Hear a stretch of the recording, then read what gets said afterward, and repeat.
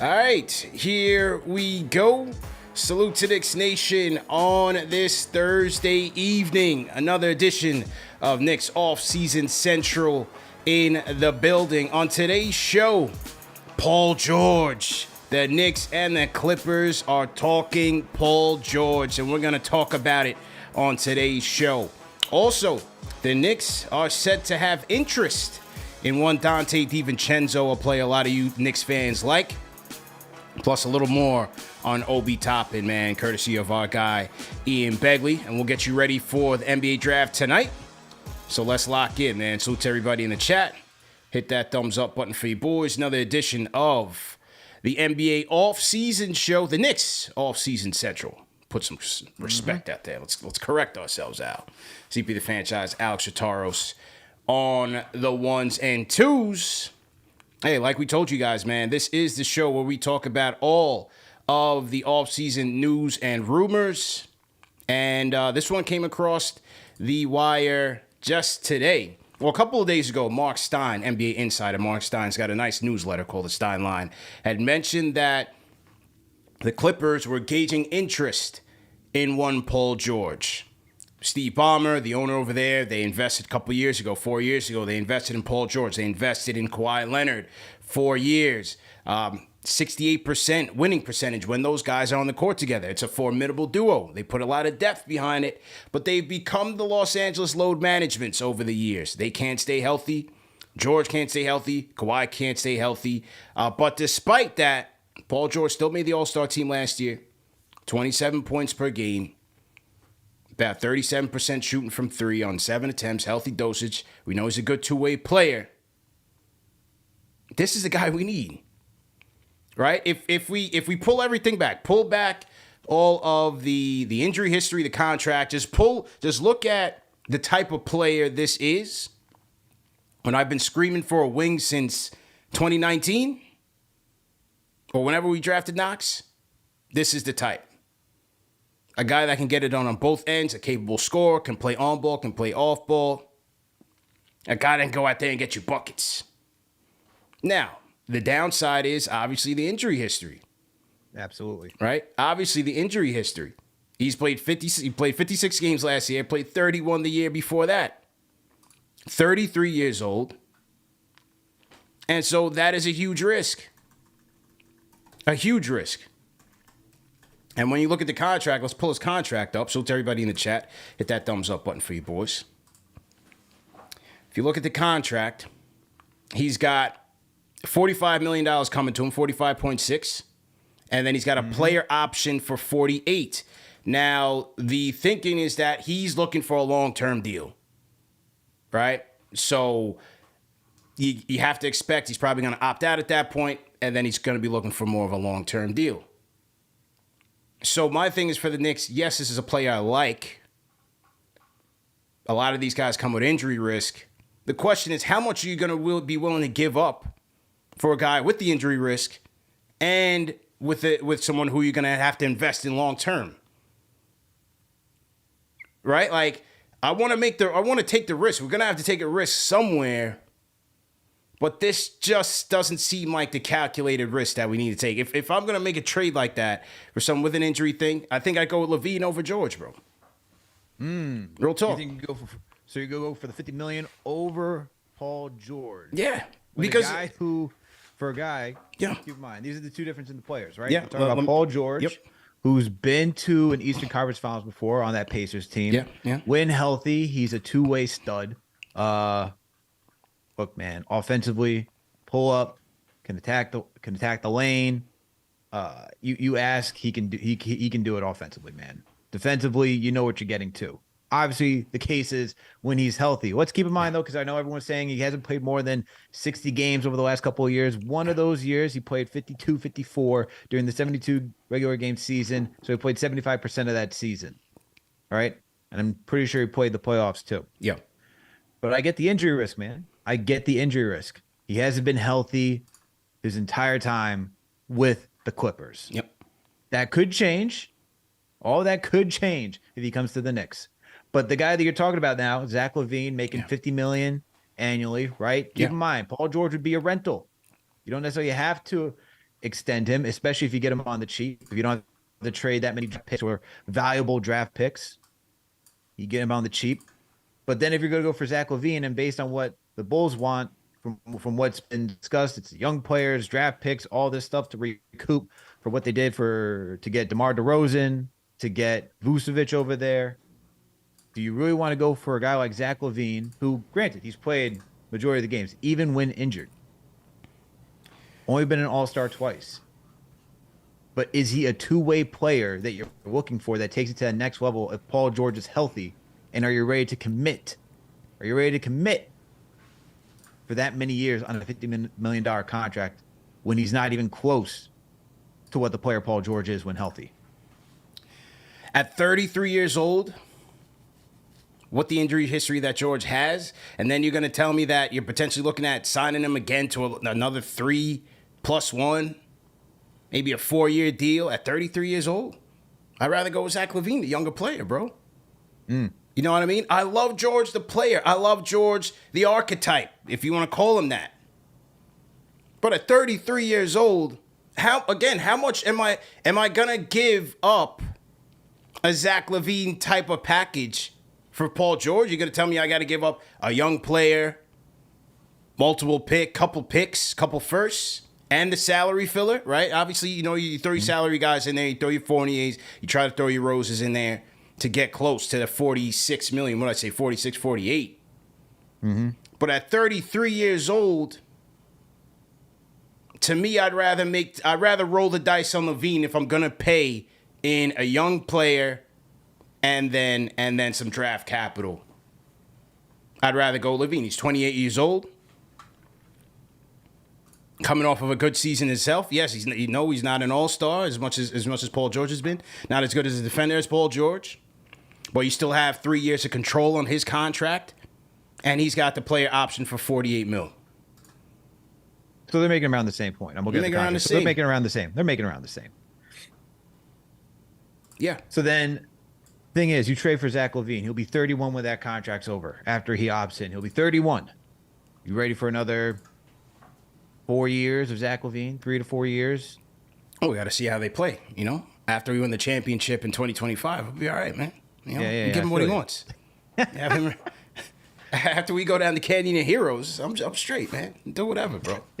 I'm on house money. Look at this optimistic CP. Yeah, it's Friday, man. A rare sight to see. Yeah, it's Friday. Thursday. It's Thursday. See, it's Thursday. I don't even know what days it is. No, that's how good I'm feeling. I just feel like overall, man, when I'm thinking about these guys, whether it's LaVine, it's Paul George, it was Mitchell last year, looking at where this team finished and where they are, a risk is going to have to be taken at some point. Like, a lot of the people who think we're just going to grow and chemistry our way to the top, certainly possible. I'm not here to tell those people they're wrong, but there's a lot of teams trying to do that don't get there. Right? Sometimes the guys that you have just can't get you far enough. This is why teams are retooling. It's why Miami's trying to get Beal. They're trying to get Dame. Right? Riley's not resting on his laurels. They had a Cinderella season. Grinded their way. All these undrafteds. Heroic story. And what was the first story that came out once they were done? We want Bradley Beal. Oh, Bradley's going, okay, go get us Dame. And Jimmy's going to help recruit. They're not resting on their laurels. Celtics aren't resting on their laurels. And we'll talk about the KP trade. But the Celtics aren't resting. Even the Nuggets aren't trying to rest. They're out there wheeling and dealing draft picks to make sure that they can try to get some talent on rookie scale deals or have some flexibility to maneuver in the back end of the rotation to find some guys that can plug and play. Maybe they lose Bruce Brown and they need some replacements. So a risk is going to have to be taken at some point. And, yeah, when you rip that Band-Aid off, it might hurt. It might hurt. It might cost us an IQ. It might cost you an RJ. It might cost you a Grimes. But based on where this team finished and where they want to go with Brunson having established himself, you're going to have to look to roll the dice at some point. I hear that. I hear that. What we don't know is the details of what would have to be traded for either one of those players. If you could get let's say, because I see a lot of talk saying you don't have to give up any young players to go get Paul George, right?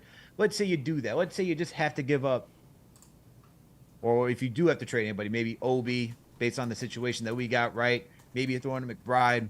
Let's say, and I think I sent that to you. Let's say you throw in a McBride, an Obi, you give up Fournier, a Derrick Rose. Let's say you give up draft picks that don't even mean much, the Dallas pick, a Washington pick, and so forth. Is that cheap enough for you to say, hey, even if he doesn't resign here after 2 years, you're okay with it? Because at least you try for 2 years with the championship window and you don't have to extend him? Would you do that, or would you rather? Give me that deal with him. Give me that deal one more time. The deal would be, and I sent it to you, so if you want to show everybody else on the screen. Yeah.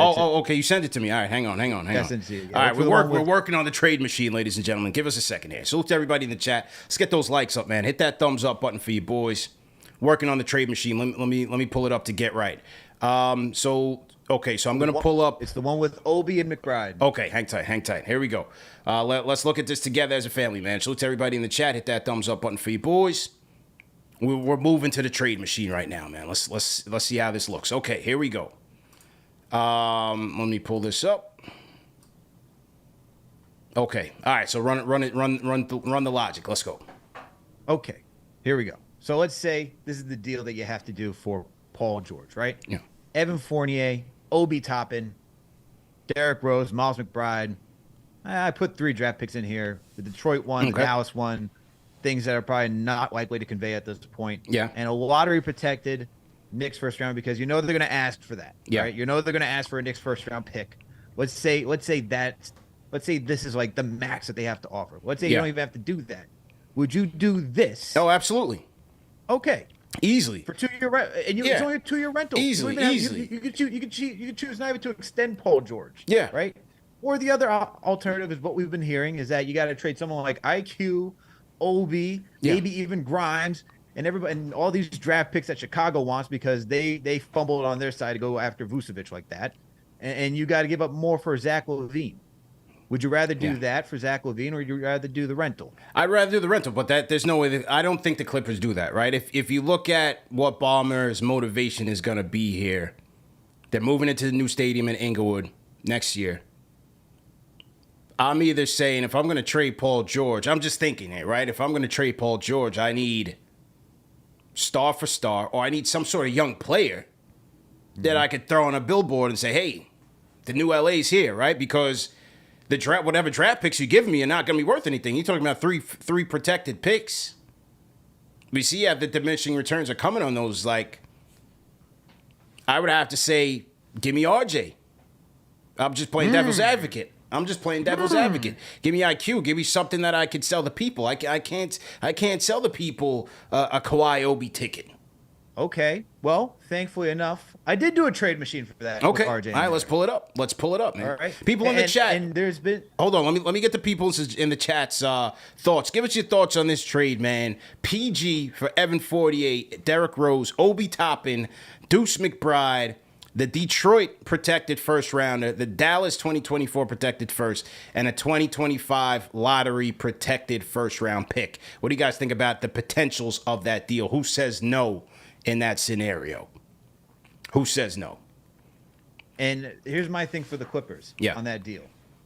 You just saw what Bradley Beal went for. We're seeing, we understand the whole situation with the Warriors and why Jordan Poole potentially had to leave and trading for Chris Paul and so forth, right?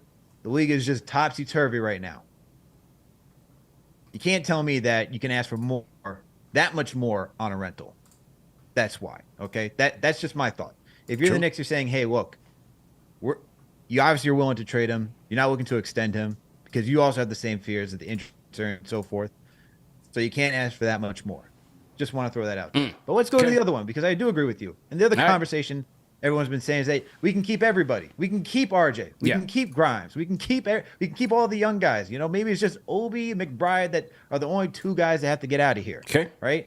I don't believe that, just because you can't sell me that Paul George is going to come here and that you're going to put RJ on the bench. I know some will say Grimes because he's still young on a rookie scale contract. What we saw is that we needed shooting more shooting in the starting lineup, and you're not going to sit one of your best shooters in your starting lineup who plays defense when Tibbs is the defensive guy, and you add Paul George, who's a defensive guy and also a good shooter, and you keep that around there so you can spread the floor, right? So I'm looking at RJ, and I'm like, okay. We just had DA on yesterday on the NBA report. David Aldridge, the legend David Aldridge. NBA report is smoking right now, sizzling like bacon. But go ahead. It's a quick promo. But we had David Aldridge on there yesterday, and we heard he had the same logic, right? With when he came to DeAndre Ayton. He just went from second, third, and now you're gonna tell him fourth? And you're gonna tell that for RJ too? Like you're gonna tell RJ, hey, look, man. We made you the fourth option. We gave you the third option. Now you go back to the fourth option. Like, players have emotions too. They got feelings. They have dreams, aspirations. They want the ball.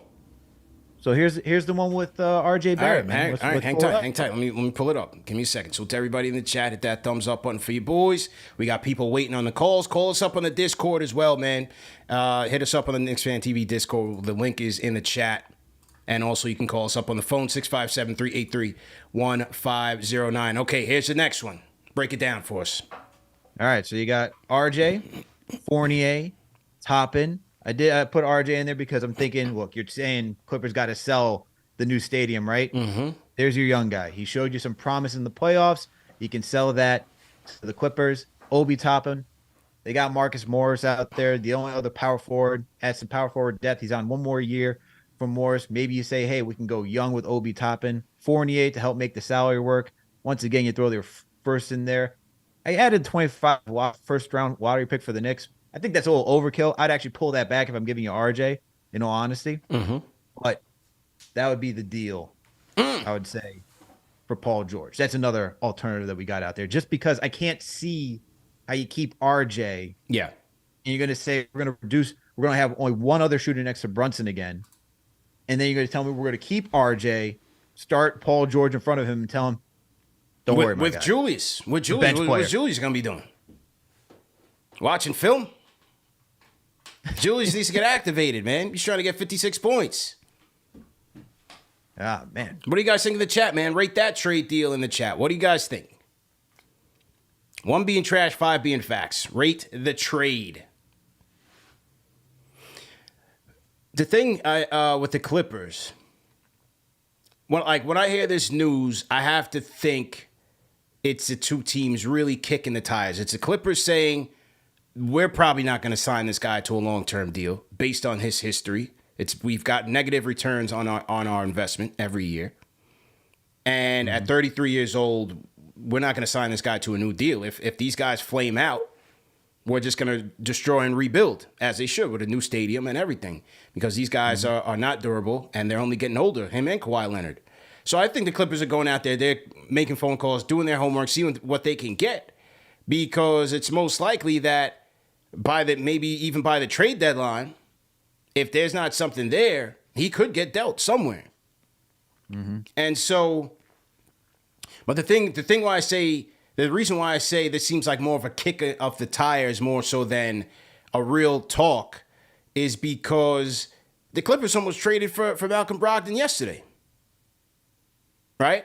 They had a framework of a deal to trade Marcus Morris to the Wizards, to get Malcolm Brogdon, to get their guard depth, which is what they desperately need.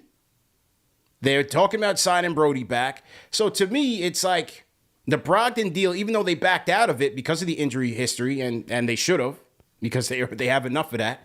But to me, their thinking in getting him says to me that they're looking to more retool this year, slight tweaks, rather than complete destroy and rebuild. But we'll listen to see if we can fleece the Knicks and get some out of it. I hear you on that. I would say let's look at the other side. Even though it's the Clippers that said, hey, we'll take a look at Brogdon. Let's look at what the Celtics did in that trade, right? They want to move Malcolm Brogdon. But what happened in the wee hours of the night, CP, that shocked the NBA nation? Marcus Smart, the heart and the soul, the leading point guard. It's bad, guys, the longest tenured Celtic that they've had over there was just traded in a 3-way deal to the Memphis Grizzlies, right? Look how fast that changed. Malcolm Brogdon was first on the block, but the Celtics said, we need to retool. We need to do all those things. And instead of keeping one of the 3 guys that helped get you to a finals, get you to the Eastern Conference Finals, they moved off him, man. Things can change in an instant in the NBA, and that's where I would say, well, just look what the Celtics did. Like, anything can happen. Maybe the Clippers hear a deal that they're like, you know what? We're going to either have to extend him or play this thing out and see what happens. And on one more year deal for the Clippers, you're going to even have lesser value to trade to get a good return, I should say, for Paul George. So I would just say look at the Celtics and how fast that can change if you get the right deal. Let's see what the people got to say in the chat, man. The chat is in a frenzy right now. Shout out to Della Music 50, $10 super chat says PG for real. That's catnip. He has been who's been had. Let Randall go to the Clippers so they can blow more smoke. Pure trash talk. We're going backwards, not forward. Okay, so he's not interested. Okay. Shout out to Della Music 50. He's not interested. Okay, no problem. Who else sent the super chat? There was another one that came through. Chat's going so fast that I lost it in the scroll. 1,800 people in here. Let's get those likes up. Let's get those likes up to 1,000. Set off the algorithm, man. Let them know number one show for the fans, by the fans, is in the building. Shout out to Greg Film Stuff, $10 super chat. Says going after PG would be a mistake. He's 33, often injured, and doesn't fit Brunson's timeline. Levine is the move. He's younger, more durable, and can play make to give JB a break, and is a versatile scorer. Yeah, I would say that's my thing. I can't give up RJ or IQ or even Grimes for an injury-prone 33-year-old Paul George. Even if it is a 2-year window. If it's a 2-year window, that's even more reason why I don't want to give up prime young talent, even if none of them even do half of what Paul George has accomplished in the league. I don't like that, man. I don't like that. Yeah, if he tells me... So you're now in on Zach LaVine? I said if they're going to make a move, if they're going to make a move of that caliber where you're looking to give up a young player. Clippers aren't giving up Paul George without a young guy. And like of those 2 moves, I think RJ would have to go as part of being a young player they like and part of the salary fill. You know what I mean? Okay. I can't take that risk for a Paul George, man. Jake Sharp, Australian super chat. Jake Sharp, Australian super chat says, giving PG, he'll unlock Julius. Okay, so he's got his tinfoil hat on. He's saying podcast episode. There was some chemistry there. Maybe they can get it popping on the court. Hey, man. You be the judge. Said he did like Tibbs as a coach. He did say that. Talk about it. Okay. Yeah, man. Okay. So he liked him, especially when it was with Team USA. Yeah. You know, they had some funny jokes about how Tibbs was just making them work. And it's like, come on, man. Let's relax a little bit. But Paul George just had nothing but praise to give about Tom Thibodeau. So throw that tinfoil hat on, man. There we go. There we go, man. Okay. Well, let's hear what the people got to say, man. Action-packed show on this Thursday. Drive time edition. Everybody going home on the commute to work, man. If you're still at work, tell your boss we got important things to talk about. 813, what's your name? Where you calling in from? Rambo from Tampa. There he is. Boss, I got important things to talk about. Let's go, man. Just kick it off, man. Yeah. Hey, so let me go ahead and let's talk about PG real quick, man. Yeah. Zach LaVine, I said no to. PG, I'm okay with PG. Okay. I'm not gonna lie to you, but it comes with a lot. The same way that you said I don't want to give up nobody. I don't want to give up nobody either. You know, 2-year rental leaves us a lot of flexibility to work with because he'll be off the books real quick, and then we could really make a move how we might need to at that time. But it gives Randall a little, you know, okay, you got your chemistry right there, so that's good and all that. But that's the only way, which from what I've read is not going to happen. So me, I'm not even going to entertain. I don't even want to entertain this because they already said that the Clippers are asking for way too much for him. So I don't want to give up too much for him. I think we need to switch gears and go look for free agency. Somebody we could sign for another 20 mil something. We don't got it, Rambo. We don't got it. The Knicks are over the cap, man. All we got is a $12 million mid-level exemption and some vet minimums to throw around. Now you could spread that money around with the mid-level. You don't have to sign one person to that $12 million, but they don't got $20 million right now. You don't have money for Kuzma. You don't have any money for that. It's signing trades. We're trading. That's the only way it's gonna happen. Well, I'm staying pat then. I'm staying pat. I mean, Paul's not the answer, and not for what they asking for. If we could get him for that first scenario Alex put up, that would be awesome right there. I will let that happen. I'll let Obi fly. I'm still hurt about that, but I'll let Obi fly. That'll be cool. Hey, and that'll be a good situation. Speaking of Obi, I don't know if you heard, but we played the clip of your Obi rant. You know, the passion was there. We shared it with our people on Instagram and Twitter. Obi Toppin liked that post, bro. Obi Toppin is a fan of Rambo from Tampa. Yeah, don't tell me that, man. Because, my wife bought his jersey for me. We went on our 1-year anniversary to Orlando, and I'm seeing his dad and everything, man. I was trying to get it signed. Man, Obi, man. Yeah. You know what? I'm in good spirits right now, man. Yeah, man. I'm in great spirits. That's all I need to do. That should cheer you up, man. Obi was rocking with it, bro. Yeah. All right, man. Yeah, because Obi knows, man. He's a hometown hero. But, hey, peace, love, man. Shout out to Oakley, Manscaped, and still balling. Let's go. Absolutely, man. Rambo from Tampa, man. Yes, sir. Salute, man. Yeah. We posted the call, and Obi he liked the reel, man. You be the judge. We just the messages. I'm just the conductor here, man. Oh, there we go again. I just connect the people. You guys be the judge of what that means. You don't want to make any interpretation of that whatsoever. No. I can't do that, man. I can't do that. That's for the people to do. You know what I'm saying? Don't put your tinfoil hat on. Yeah, they want to throw the tinfoil hats on. The whole, there was a big to-do about the Obi. Supposedly, we also talked about yesterday that there was a rift between Obi and Tibbs after Game 4 of the Heat series. Begley did allude to that there was some beef after that game. He didn't say what. Then there was audio that quote-unquote leaked of Obi in the locker room and Tibbs going at it. Fred Katz then confirmed that it was Obi. He didn't confirm the audio, but he did say that Obi and Tibbs got after it after Game 4. Now, the audio's going around. People are doing detective work, sleuthing. Is this a smoking gun? I didn't necessarily see it that way. Locker room beefs happen all the time. The Obi situation has been brewing for 4 years. I don't think that was like the tip of the iceberg by any stretch. But, I guess something to talk about in the offseason. Yeah, man. Look, everyone's sharing that audio all around, right? Yeah. Can't really confirm whether it is or isn't. Yeah. Got to know, you can't confirm the audio. That's why I didn't want to post it. I didn't want to play it because I don't know if that's him or not, and I didn't want to get into that type of game. You know what I'm saying? Yeah. Look, it was shared with us. People have shared those clips a million times. People sent it to me in many different forms. Go ahead. And audio is so difficult. It has to be clear, crisp. Obviously, a video makes it 10 times better, but it's not shocking, man. We've seen this before. Look, you can even go to the team that we played that series where you have Eric Spoelstra getting into a heated argument with Jimmy Butler. Yep.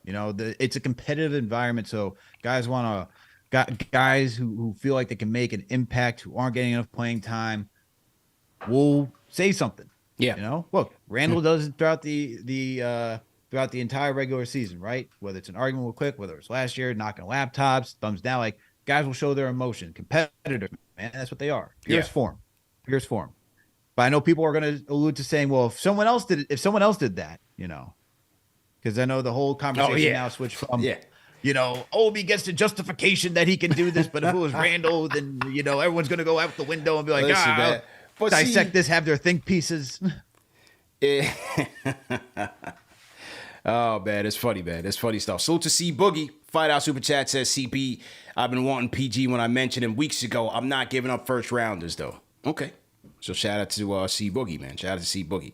You wouldn't even give up the Dallas protected picks or the easily? They're not worth anything. Easily. Yeah, I'd give those up. I don't see how.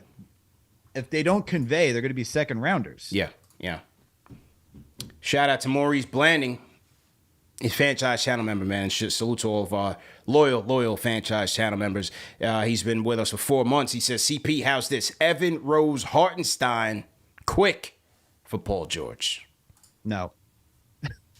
Not doing it. I'm not trading quickly for Paul George. Not trading quickly for Paul George. No. Yeah, for a rental? Yeah, it's tough. No. That's tough, man. No. Who? Look, I'm not even thrilled that I put RJ in the deal for Paul George, but it's a big step. You know, but unfortunately, when you think about like the logistics of it, it's something's got to move at that point. But let me ask you this, because I'm going through some of the free agents right now. Okay. Paul George's contract ends, right? So you have him a rental, you don't resign him, you get money on the books. It's fine because around that same time, I believe Brunson, let's see, I forget when Brunson's and Randall's contract is. 20. I'll look up after this. I think it's player options after 24. Okay, so PG contract ends in 2025. Some of the notable free agents around that time. You got Kawhi Leonard, Paul George, obviously, LeBron James, Anthony Davis, Drew Holiday, Brandon Ingram, Jamal Murray, Chris Paul, Clint Capella, Malcolm Brogdon, Miles Turner, Lonzo Ball. These are just some of the names. OG Anunoby, Laurie Markkinen, you know. And the names I'm really looking at are like names like Markkinen, look at OG Anunoby. You get a 2-year rental. One of those guys, or even Brandon Ingram, I should also say, let me throw that out there. Anthony Davis. Let's say you get Paul George. Contract ends. You got money. You got space in your cap, right? Yep. Any of those guys interest you?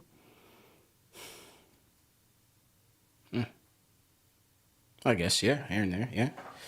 Well, I'm just saying, if you just do a rental and then your books are a little bit cleaner by that time, let's say you do want a Brandon Ingram to add on the wing. Yeah. You don't have to trade for him. And you can sign him. You open up a space for him already. That's fair. You compete with Paul George. You say, hey, over and done with. Hey, now we're on to Brandon Ingram because he's going to be he's an unrestricted free agent. Let's throw him the bag.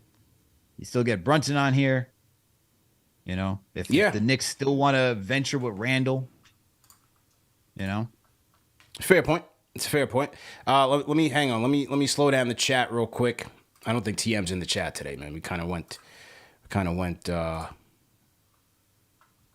linked up early, so I slowed down the chat a little bit. But we got 2,000 people in the chat, man. Hit that thumbs up button for your boys, man. Another edition of Knicks Off-Season Central, Episode 2. CP and Alex on the ones and twos. We are talking Paul George. We're getting ready to take some phone calls, so make sure you guys call us up with your hottest takes, 657-383-1509, or you could hit the KFTV Discord, man. I got the links right there in the bottom left hand of your screen, and also right under this video. If you guys are watching on your phone, your laptop, your TV, same thing. Hit that like button. Hit the thumbs up button for your boys. Should be the first thing you do whenever you come through to the #1 show for the fans, by the fans. We got 2,000 people rocking on a 5 o'clock on a Thursday, man.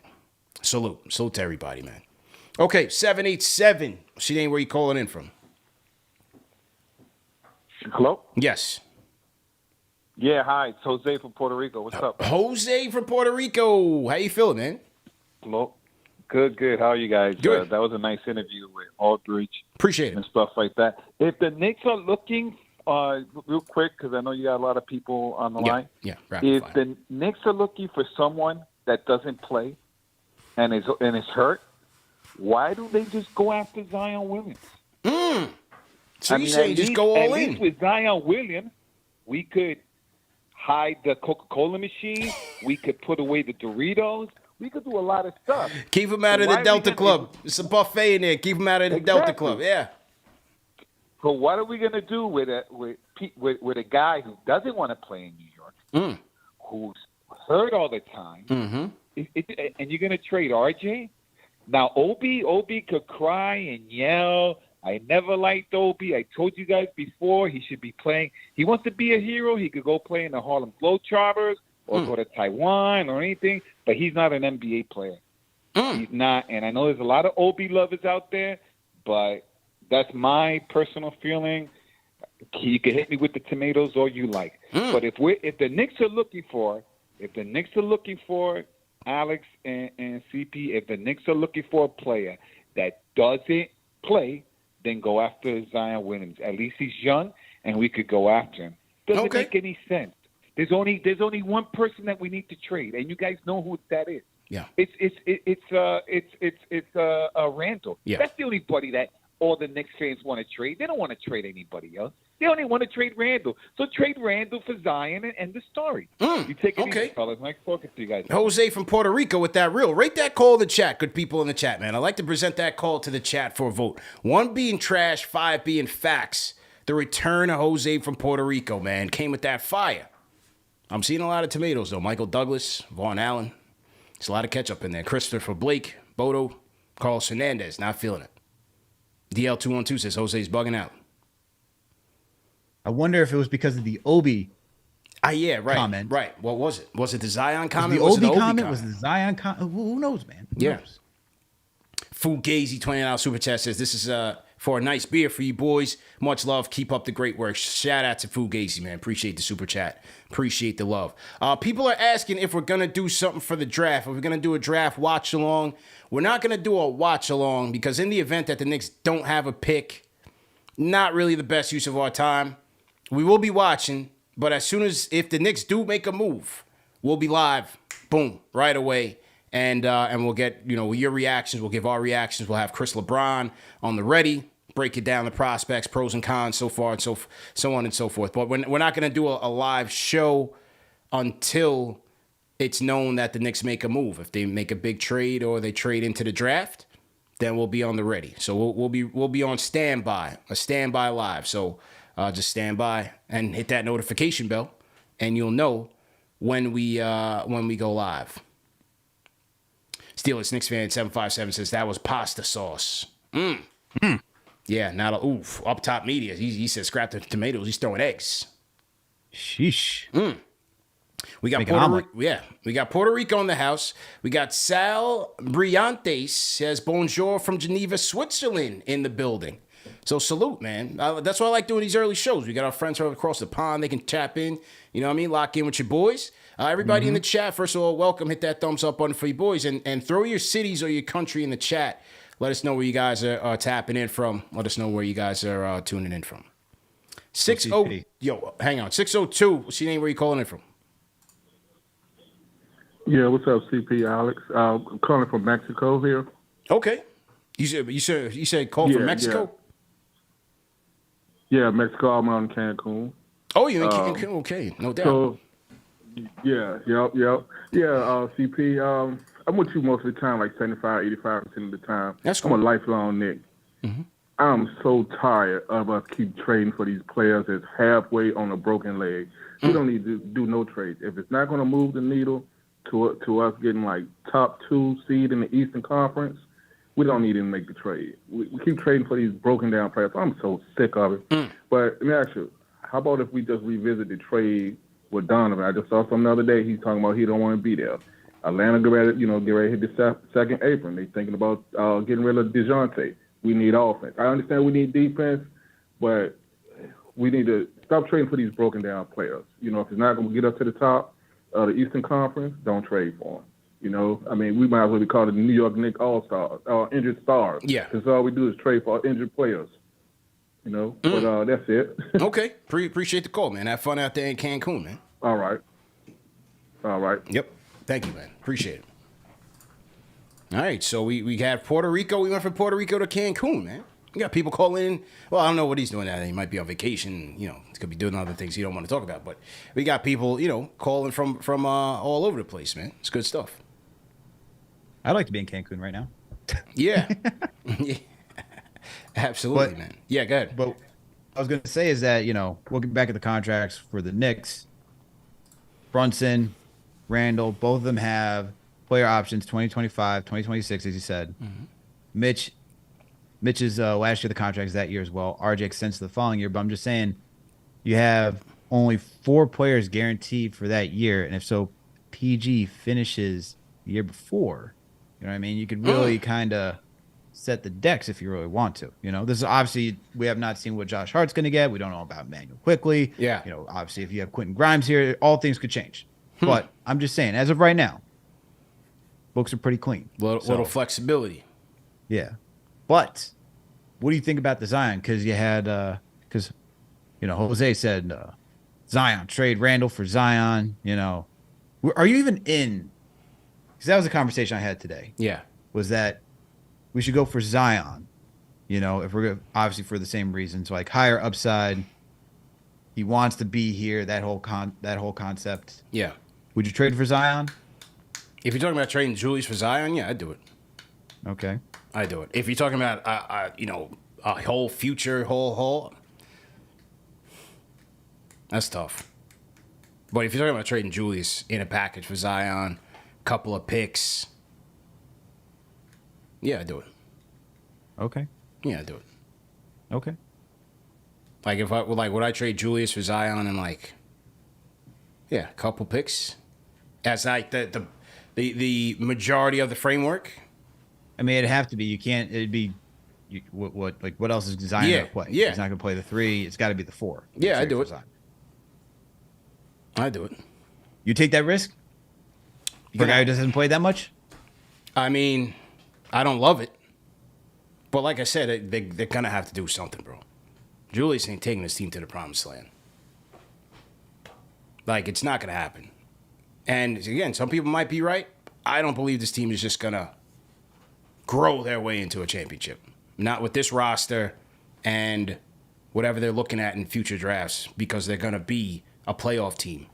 So you're talking about back end of the first round every single year. In a window where you're trying to compete while Brunson is here. You want to call it? You want to call it what? 8 years? You figure he's going to go into 2 contracts at least. Yep.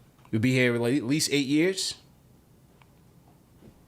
You think you're going to find the next Greek freak, the next Jimmy, the next Jokic through your draft in those years? Gonna have to try something, man.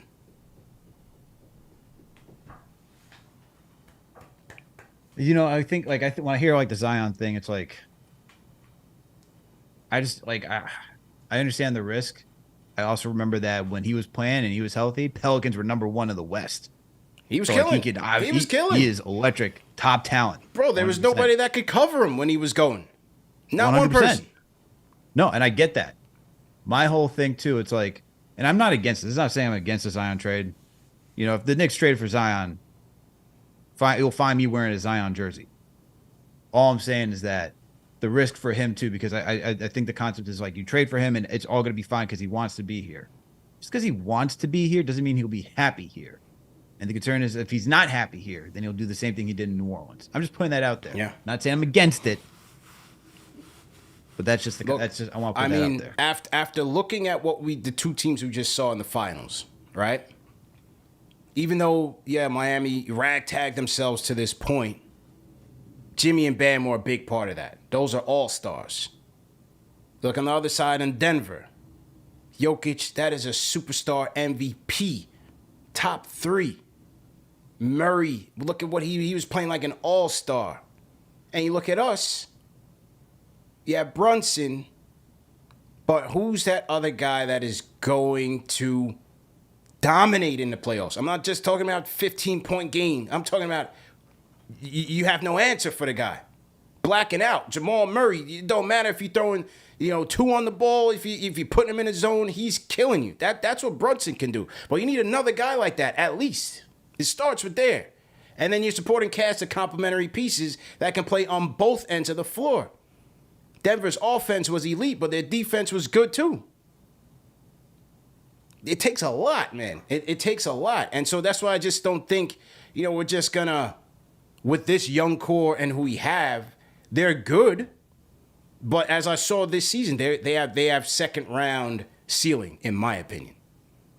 Second round ceiling, which is still good. To finish in the final 8 in a league of 30, that's good. That's an accomplishment. That's a great accomplishment. The Knicks had a great season. But to get to the pinnacle, to the top, you got to be even better. And I don't see them being able to grow from here to that top, to the pinnacle, by just players maturing and your young guys maturing and Grimes going from 2 to 3 and RJ going from 4 to 5 and Quick going from 3 to 4. You know what I'm saying? They're good, And sure, I think they can get better. I don't think their ceilings are defined yet, but I just don't see it to the point where keeping that group together is going to get you to the promised land. PG or Levine, who does it? Put him on this roster. Do either one of those guys put them to that next level in your eyes?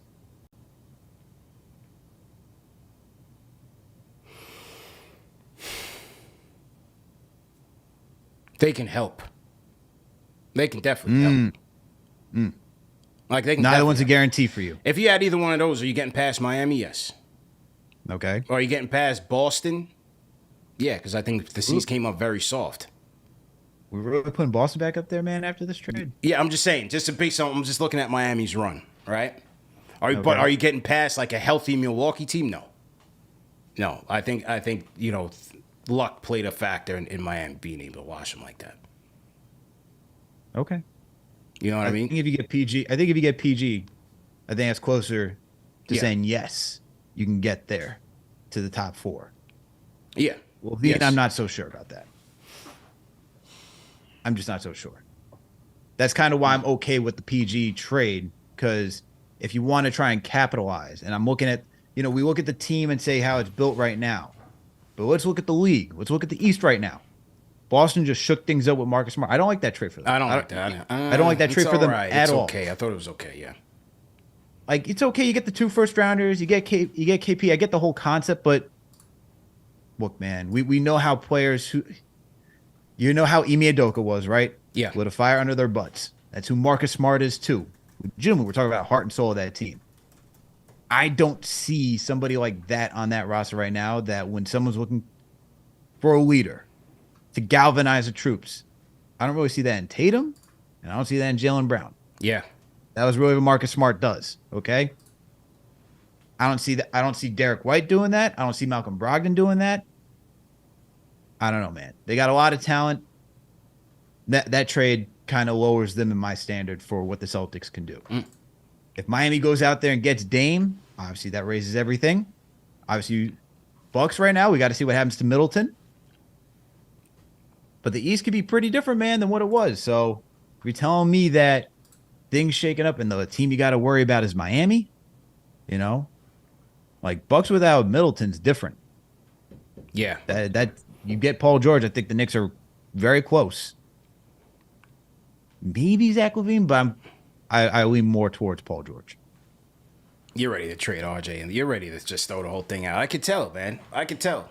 I'm not ready to throw RJ out. You're ready to trade. You're ready to get RJ up out of here, man. Now you're just putting words in my mouth. RJ, if you're watching, that's Al, man. That ain't me. That's Al wants to get you packing, man. How dare you? I got faith in Broadway. How dare you? I just asked a question on who do you think could take you there to the next level. Sell out, man. Oh, brother. Totally sold out, man. Real quick, man. To support our sponsors, man. Our sponsors of today is Manscaped, fellas. You know it. It is Manscaped, man. And if you haven't heard already, Al, don't laugh. It's Smooth Sack Summer. When you're playing in the summer sun, make sure that you're scaped from pubes to bum.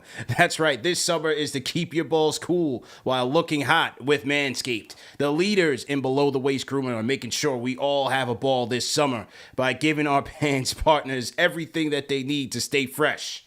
Dive headfirst into Smooth Sack Summer by going to manscaped.com and using promo code KFTV for 20% off, plus free shipping. It's a Lawnmower 4.0, man. It's got like a Ferrari engine in here, man. This thing goes. But it's got, the skin-safe technology, so you could do your thing. If you want to do it, it's got the LED light. If you want to do it in the shower, whatever you're into. If you want to do it in the dark, whatever you're into. Waterproof, you could do it in the shower. Great battery life. It's good stuff, man. Smooth Sack Summer. Hey. Man. Yeah.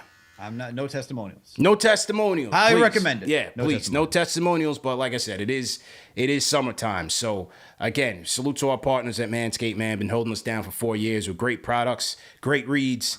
And, go to manscaped.com. Use promo code KFTV for 20% off, plus free shipping. Back to the phones we go. 917, what's your name? Where you calling in from?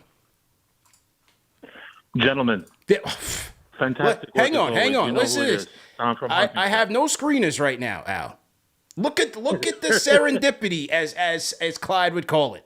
Look at that. The ESP. I have no screeners right now. All I see is phone numbers. And after a Manscaped read, who do I go to? Amazing. It's magic. Magic. It's magic. You feel it. You feel it in the air. It's the summertime. Hello. There it is. Manscaped. Come on. It's not a game. There it is. We take this serious. I got my Oakley glasses on over here looking like a wrestler, like I'm ready for action. Listen, really quick, rapid fire. You know me. Yep. First of all, gentlemen, I hope you guys are both doing well. Excellent work lately. Both channels back and forth. You got me going dizzy with all the content, but I love it. Keep it coming. Number one, on the rapid fire motion here. Number one, first of all, if you think back to the last draft from last year, we're probably not going to do anything, but I love this talk. I love getting excited. I'll play the game because that's what I do. Yeah. I'm Team Zion. Bring me Zion, please.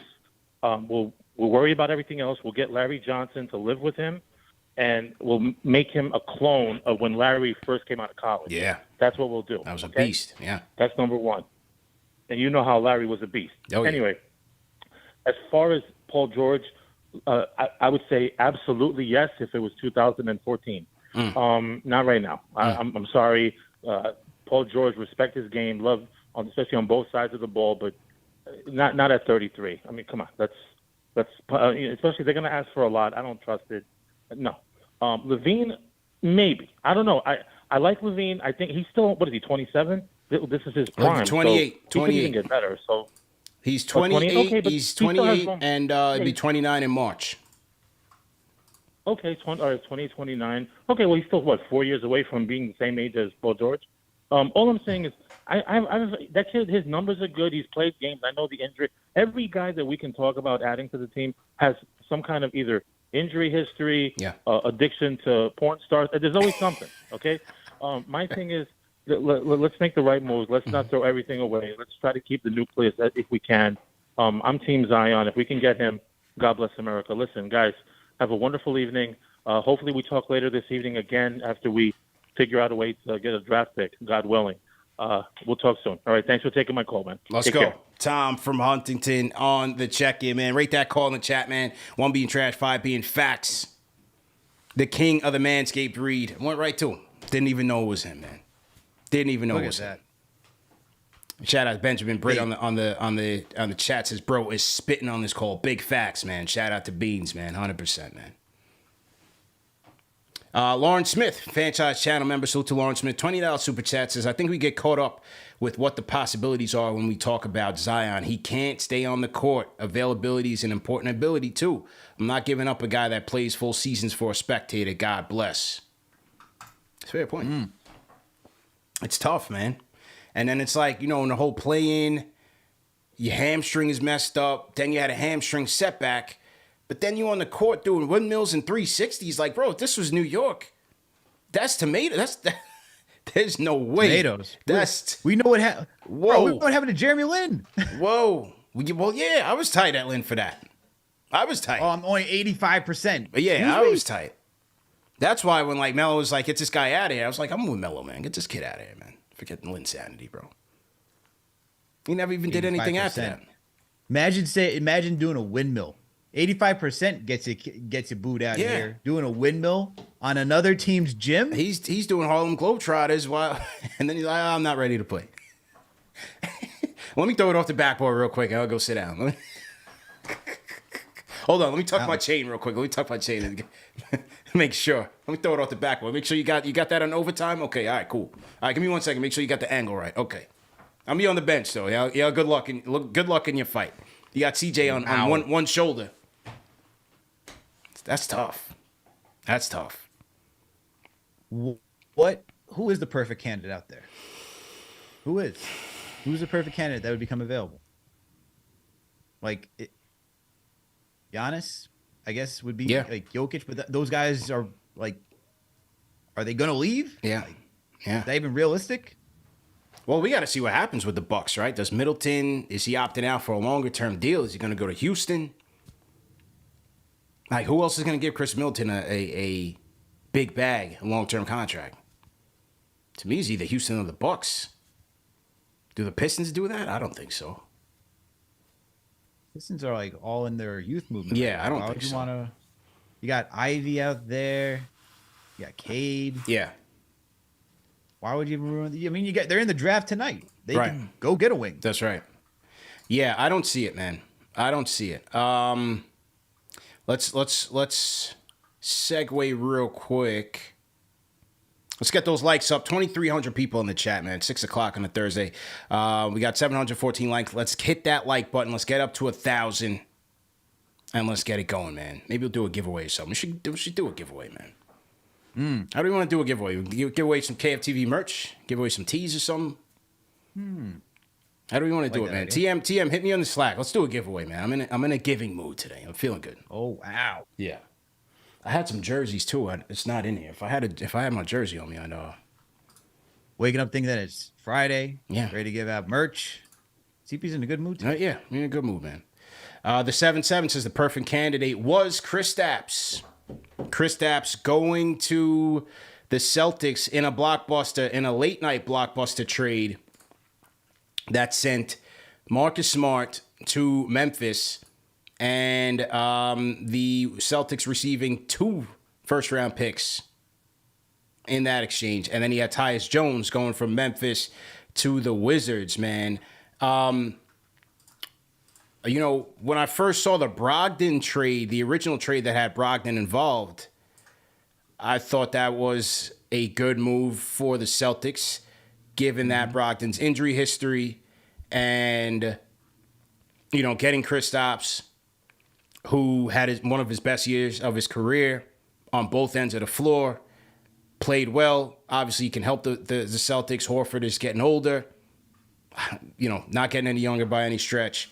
And so I thought it was a good move. But then for them to lose Smart now, once the Clippers reneged and they changed it to trade Smart, I thought that a Smart trade was going to happen at this season for them to get more depth. But damn, you traded your heart and soul. That's tough. That's tough. You traded your whole toughness, your identity. Like Marcus Smart, that's Boston Celtics. You know what I mean? All the dirty work. Yeah. He didn't meet a shot he didn't like, but he could knock down a timely 3 for you. He would play some tough defense. He would cover 1 through 4 depending on the matchups in a small ball situation. He had the mind game, the mental mind games, knew how to manipulate the referees, right? How many times you watch a Boston Celtics game and you can time it when Marcus Smart is going to get that makeup call that he tried to flop for on the other end of the court. Right? How many times in your head can you think about it? Like, you see when Marcus Smart goes for that flop, doesn't get it, but then he gets it the next time. And he gets that makeup call. Like, those type of things, intangibles, adds to your toughness. And, even though they may have upgraded offensively, they still need more. They still need a playmaker. They still need depth off their bench. I don't know. That was a risky gamble to trade Smart. And then for Memphis, getting Smart was good. We talked about on the NBA report with Mo Moonsey, like, who's going to be those OGs for the Grizzlies, right? With Dillon Brooks and John Morant kind of have those maturity issues. So you have Steven Adams already there. You get Marcus Smart, tough, savvy veteran, get that veteran presence. You lose Tyus Jones and you trade 2 first-round picks to do that. To me, that was kind of a lot. I don't think Smart moves the needle for them that much, but I think it's still a good pickup for them. Mo Moonsey going through it right now on Twitter, man. He was not happy about that Marcus Smart trade. But for Memphis, you got to like it because they add that veteran leadership who's been there, who can kind of ground the entire team, right? Complete polar opposite of Dillon Brooks. You get someone who's savvy, understands the game. You talked about all the characteristics he brought Boston. That's what he takes over to Memphis right now. And you got John missing 25 games. Hopefully, like we always say, hopefully Ja can turn it around and be serious with his basketball play. But if not, you have a guy who's more than capable of running the show, especially after you traded Tyus Jones. So for them, giving up the 2 first-rounders, what do you gain in that with the experience, though? But how similar is it that not too long ago, CP, Tony Allen, another Oklahoma State product. True. An Oklahoma State product who was a Boston Celtic, got traded to Memphis. Yeah. Same type of defensive tenacity, And look at that. History repeats itself with another Oklahoma State product. Crazy when you think about that. Goes to Memphis. Yeah. Crazy when you think about it. So, I don't know. I think, I guess they can draft him, but, for KP, I get the idea. You're getting ready for Hartford, spacing the floor and stuff, but, man. Yeah. Okay, I'm talking to TM right now. We are cooking up something for the giveaway. So you guys better be ready. I'm not going to tell you when we're going to do it, but you better be ready. Okay, so that was a smart trade. We're going to get to the CP3 trade in just a second, but I want to get to Ian Begley's comments on what did I do? Hang on. Hang on 1 second. I want to get to Ian Begley's comments on PG and Dante DiVincenzo, man. Hang tight. So to everybody in the chat once again, hit that thumbs up button for your boys. All right, here is Ian. Hang tight. You get that to show up. All right, here we go. Here's Ian. A couple of notes as we get closer to Thursday night's NBA draft. The Knicks and the Clippers have had contact about a potential Paul George trade, I'm told. Now, I don't know where the Clippers are in terms of their willingness to move George.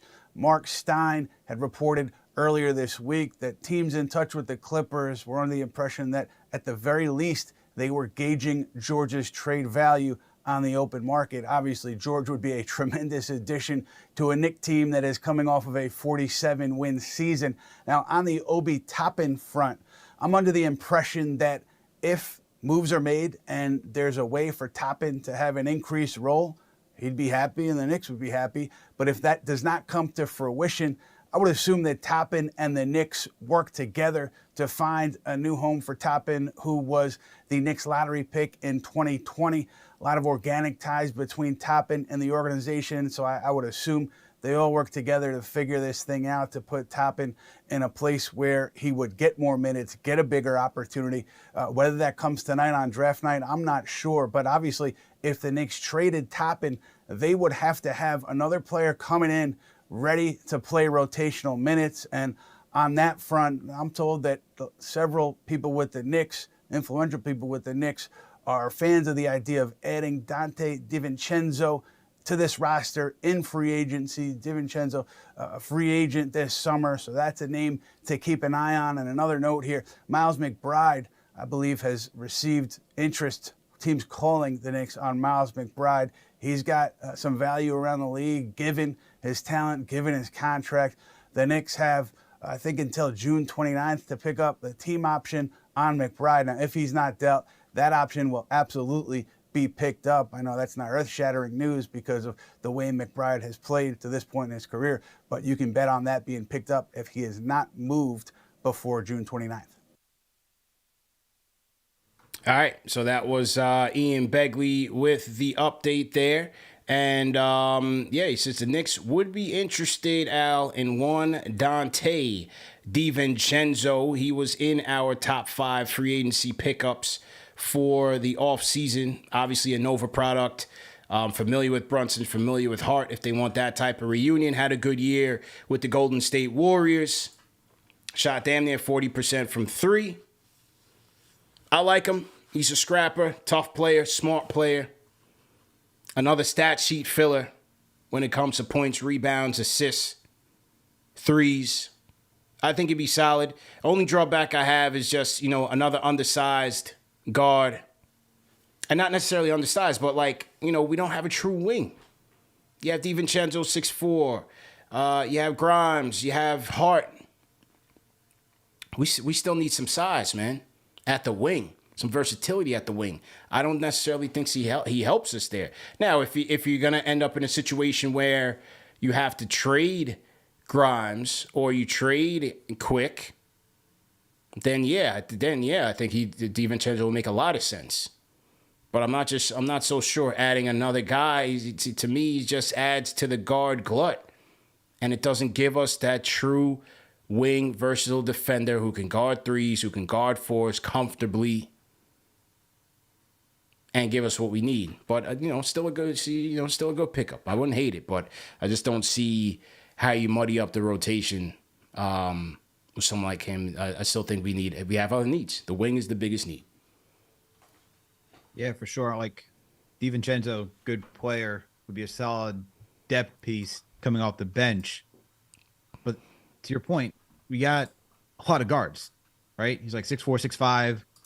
Where does he fit into this whole entire thing unless someone's getting moved? So you already got Brunson. You got Grimes. You got Quickly. You got Josh Hart. You know, you got RJ Barrett, too, who's out there. So between all 5 of those players, where does DiVincenzo fit unless someone's getting traded? And that's the bigger question. Like, he would be a good add, but that means there'd have to be a move beforehand before signing him. Like, I don't think you just go sign DiVincenzo afterwards without having a plan saying, we're moving off of somebody and we're going to bring you in here.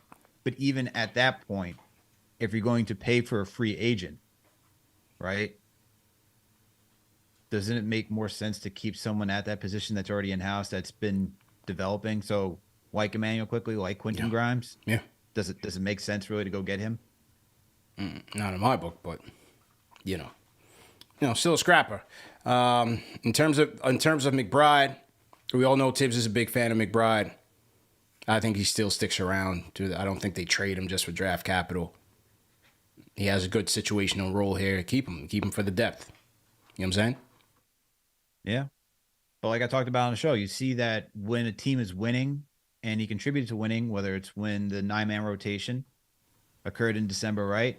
Or even for those spot minutes, even for the times that we saw against Portland and the Lakers, like his value's increased, and you see that teams want him around the league. And that's not to say he's going to net you a first rounder, but this, with his type of salary, it's just you add, and another team is like, oh, we're getting more out of this trade. So good to see that McBride has gained some value around the league. Absolutely, man. Okay. Let's go to the phones, man. Hear what the people got to say. Salute to everybody in the chat. Hit that thumbs up on for you boys. Area code 561. What's your name? Where you calling in from? Hello. CP, Alex, what's going on? This is Darren from Florida. What's good, man? How you feeling, bro? How you doing, CP? I'm excited, man. But I'm hoping, I'm excited, but I have to just want to mention a couple things. Paul George, everyone acting like he's 38 years old. No, he injury prone, but he's 33. And I'm not saying extend the man, but I'm willing to take a 2-year chance with him for sure. Don't want to give up a huge package, but I'm willing to give up RJ in that package. I'm willing to do that. Zach LaVine, definitely willing to give up RJ in that package. 3-level scorer, 28 years old, could shoot the 3, could score above the rim. Tell me we don't need that. Would love to do that deal. Another thing I would like to do, CP. Mm-hmm. I like Mitch, love his defense, love his rebounding. I would see if we could get Miles Turner from Mitchell Robinson. Okay. Think about that offense. Say if we had Jalen Brunson, Quentin Grimes, either Paul George or Zach LaVine at the 3, Julius at the 4, Miles Turner at the 5. Imagine the spacing. Those are some moves that I would really be looking to do. We'll see what happens. I don't want to give up the farm, but I'm willing. To get, you got to give. And I think Zach LaVine is definitely worth it. And Paul George, if the price is right, I'm definitely willing to take a shot. Think about if we had Paul George or Zach LaVine versus Miami. Yeah, fair points, man. Fair points. Appreciate the call, man. Rate that call in the chat, man. What do you guys think? D Crown's throwing tomatoes. Optimus Tomato. What do you guys think, man? One being trash, one being facts. A couple of notes as we get closer to Thursday night's NBA draft. The Knicks. I don't know how that went on auto loop, but so to my guy Ian. So to my guy Ian Begley. Okay. All right, let's go to another call. NBA draft. Somebody asked what time the draft starts. It's 7:30 start time, and figure about half hour, 45 minutes of Wemby Mania. They're going to show you his height, his athleticism. They might show you a sports science about, how freakishly athletic he is. They're going to show you him entering the subway in New York, and everybody gawking at him. So you have about 45 minutes of that pre-show. And then from number 2 on, that's when the games begin. We'll have to see what happens there. And like I said, if the Knicks do end up with a pick, we'll go live. Or if they make a trade, we'll go live. Tomorrow on the NBA Report, we'll do our drafts, winners and losers. Corey Telba of No Ceilings podcast will join us, and we'll do our draft winners and losers.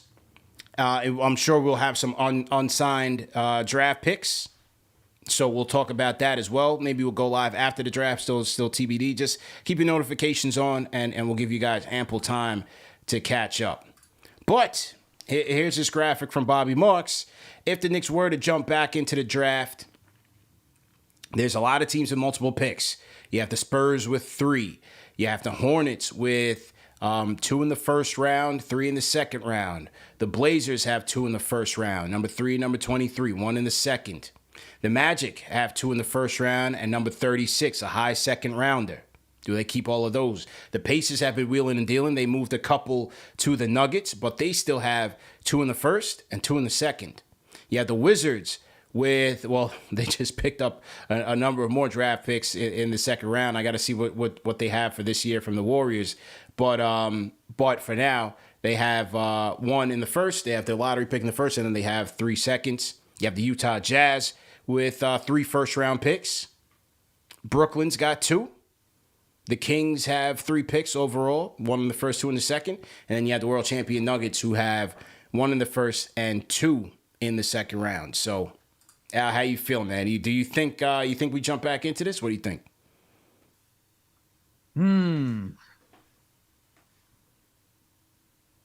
It's very shaky, man. I don't know how to feel. But you know what? I do recommend this. I do recommend everyone going over to KnicksFanTV.com and reading our very own Jeffrey Campbell wrote an article about this. Yep. So shout out to Jeff. Woo. I guess if we're gonna do a trade, man, I feel like probably will be in the second round, most likely. We do.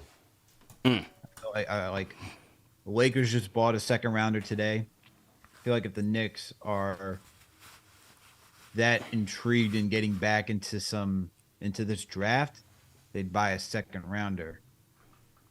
I don't know. I think they lost their chance, man, if they really wanted to do it with like I really thought an Obi Pacers thing was going to happen.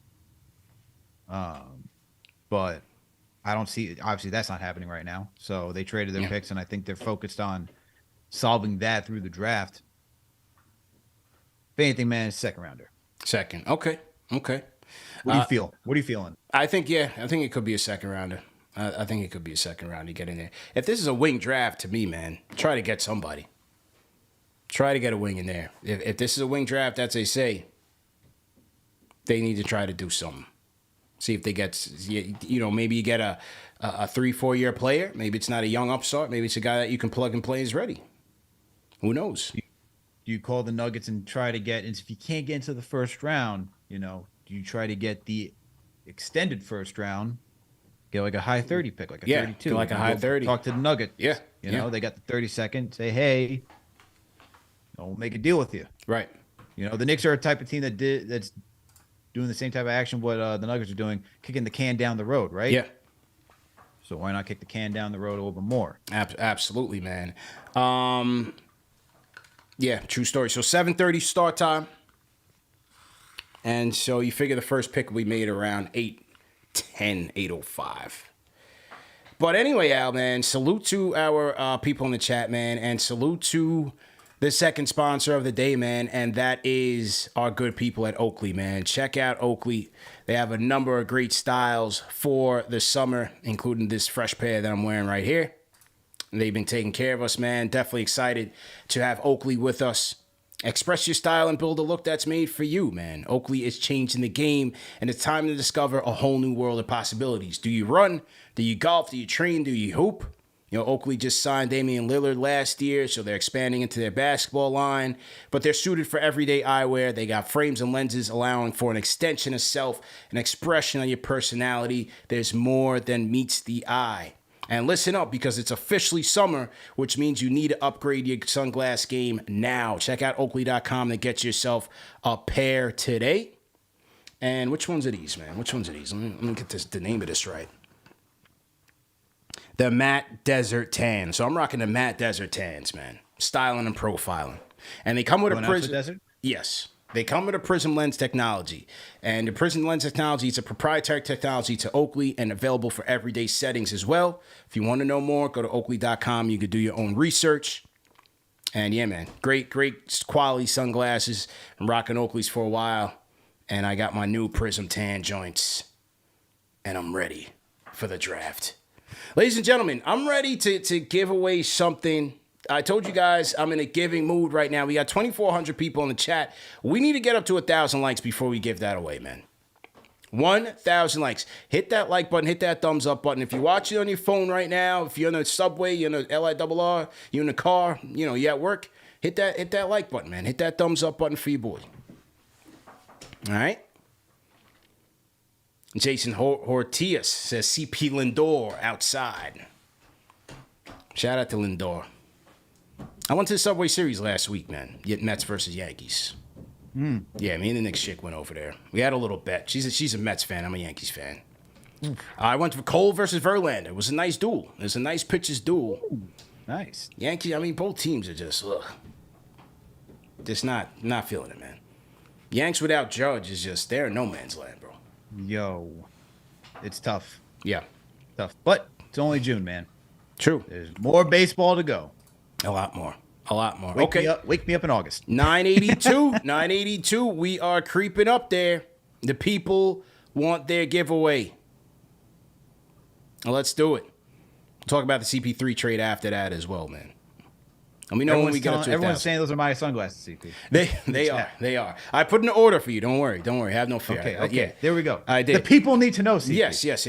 Yeah. I did put in an order for you, man. So no worries on that front. Shout out to Manscaped. Shout out to Blue Wire Pods. I appreciate it. Yep. Absolutely, man. Got another big episode of the Front Office Report. But, man, if you missed Wednesday, David Aldridge was legendary, man. We talked to David Aldridge about the latest NBA trade rumors, Zion, Dame. We wrapped up the Beal trade talks. We talked draft. We talked about Kuzma, who's going to be out there. Where could Kyle Kuzma go? We listed a couple of teams that could be interested in the Kyle Kuzma. I'm going to put that clip up on the NBA report in just a minute after this show. And then we got into his illustrious career, man. Shout out to David Aldridge. Man. That was a great episode. So far we've had Jamal Crawford. We had Chuck D. Chuck D kicked us off. Shout out to Rhyme Animal Chuck D. We had Jamal Crawford, another friend of the show. Came through in the clutch. We've had, shout out to Mo Moonsie checking in from London. We've had Corey Telebus come on. We had Rafael Barlow. And we had Mark Jones. ESPN's Mark Jones. Shout out to Keith Smith. So the list is growing, man. The word is getting around that the NBA report is a serious contender for the number one show, NBA show for the fans, by the fans. Okay, as I said, Al, I got something to give away. What is it? All right, here we go. The winner of this giveaway is going to get a KnicksFanTV snapback. Courtesy of your friends at KnicksFanTV. You can have your pick. Al's rocking the royal blue. I'm rocking the black. I'm going black on black today.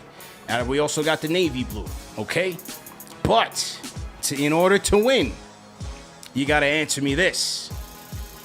And it is draft time, isn't it? So, if you claim to be a Knicks fan in that chat right now, tell me this. In what year did the Knicks draft Iman Shumpert? Drop it in the chat right now. First person drop it in the chat gets a snapback. What year did the Knicks draft Iman Shumpert? Al, I see you trying to type on Google search with one hand. Don't try it. Tell me the year. Actually, don't do it yet. We got to see what the people say. What year?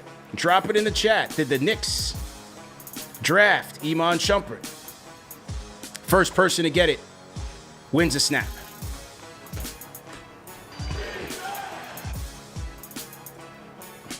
Al's thinking.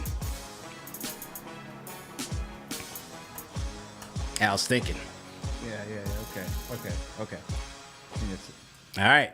There it is. Al, answer, please. think the answer is 2011. There you go. You're a Knicks fan. Can't put nothing past you, man. Great job. Yeah. Remember that draft? They drafted Shumpert and Melo because Melo wanted Josh Selby so bad. Yes, I was like, that's where I had to go back to my brain. I was like, who else was in that year? Melo's Twitter game was so ferocious. He didn't need no he burner was a accounts. savage. He didn't need no burner accounts. He was just keeping a whole beat. And they drafted Shumpert. He said, who? He wanted Josh Selby so bad. Oh, man. Who remembers that? Melo was not pleased. He was like, what did we just do? Man. Who? Oh, my Lord. Okay. TM says the winner is DL212. Congratulations to DL212. For DL212, email us at KFTVmedia@gmail.com. KFTVmedia@gmail.com. Verify your YouTube name and send us your address. DL212. TM, according to TM, DL212 is the winner. So DL, make sure you reach out to us. Make sure you contact us and get your information, and we'll get you that snap, man. So Terry, say it again. No, I was saying the other way to figure out was that it was the lockout that year. It was his first year playing during the lockout. That's right. 2011. That's right. Yep. Absolutely, man. Okay. Now, another blockbuster trade that went down today, man. The pool party is moving to Washington. The pool party is going to Washington, man. Jordan Poole in exchange for CP3. CP3 is going to the Bay. He's going to the Dubs. He's going to the World Champs. He's going, oh, man, and remember when Steph sunned him last season? He said, man, this ain't 2004 no more. This ain't 2014, whatever he said. And now CP3's got to play for him. CP3 for Jordan Poole is the main package. Warriors are also sending a 2030 protected, top 20 protected first-round pick and a 2027 second-rounder to the Wizards. So you got Jordan Poole, 2030 first-round pick protected, top 20, and a 2027 second-round pick for CP3. Now, when I read this, you know, we talked at large, especially on the NBA report. Go to the NBA report, drop the link in the chat and subscribe. We talked about what were the Warriors going to do. They introduced Dunleavy Jr., new general manager, stepping in for Bob Myers. They're in cap hell. What were they going to do to manage that? The two guys that were going to be on the chopping block was either going to be Clay or was going to be Poole. And so then the reports after CP3 gets traded for Beal, there was talk that the Clippers were interested and the Warriors were interested. So from the Warriors' perspective, you get out from underneath the Jordan Poole contract, which is a longer-term deal. You get out from underneath that contract. There was friction there in the locker room. You know the fallout with Draymond Green. Was there still carryover? How did that affect their season? Was Poole looking for a change of scenery? He was complaining about playing time. Had a down year for them. Defense was lackluster. He was a chuck. Shot hunting wasn't fitting in. And so they get rid of him. So you give him credit for being able to manage that, and it gives him a little bit of relief, I guess. Because even though they're guaranteeing all of CP3's $30 million this year, next year is non-guaranteed. It's non-guaranteed next year. I'm a little surprised that they're still going to invest in an aging lineup and an injury-prone lineup. You bring in CP3, can he make it to the playoffs? Clay's another year older. Steph is another year older. Draymond is another year older. How does that work out? But from a cap situation, Poole they had to sacrifice somebody. You know, winning championships comes at a cost. They had a lot of time at the top. So they had to sacrifice Poole. You bring in CP3.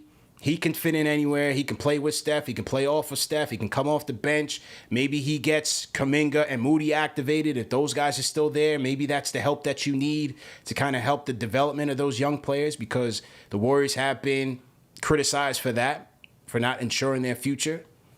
Yep.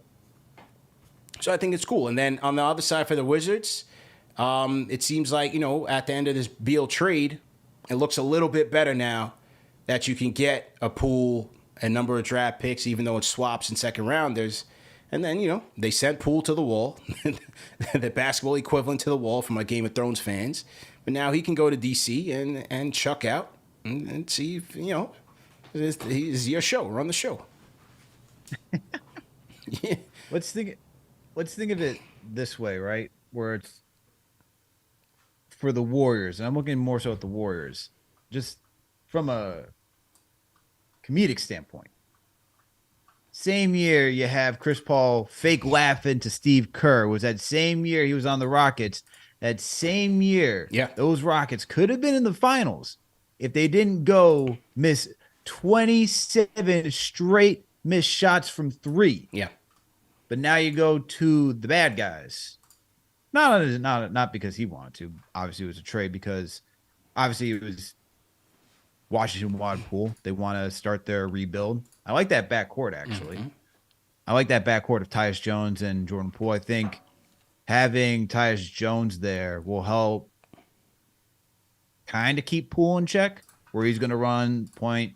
He'll get guys organized. But if you need someone who's going to score, have a show, have some sort of reason to bring fans into Washington, it's Jordan Poole. But hey, you get Danilo Gallinari. You're trying to recoup some assets to build. Nice way to kickstart it. You got Denny Avdia there still, so. Yeah. Or and Kispert Kispert had a good year. Kispert had a good year. You got some talent on that team. Yeah. So this is it's a good way to clear the books. You'd think they've gotten a little bit more draft capital. Seeing the Suns picks, all the swaps, the second rounders, man. But this is what they had to do, man. Yeah, this is what they had to do. Had to do what you had to do. So it seems like they got a respectable return for Beal.